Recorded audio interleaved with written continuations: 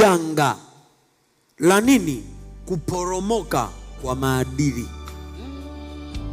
Dunia haijui maadili ni yapi. Nani ataiambia dunia juu ya uadilifu tena? Dunia imefikia hatua imesalenda. Na sasa hili limekuwa janga kwa sababu gani? Aliyekuwa anawajibika kutoa majibu amekaa kimya, ambaye ni kanisa.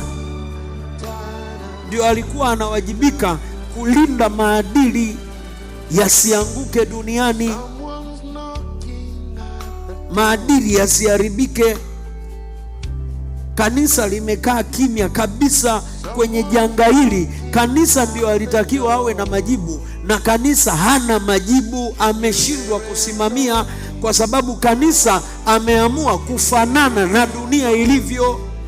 Kanisa anaikimbilia dunia ilivyo bila kujua kwamba dunia kwenye hiyo njia iliyoichagua imekosa majibu.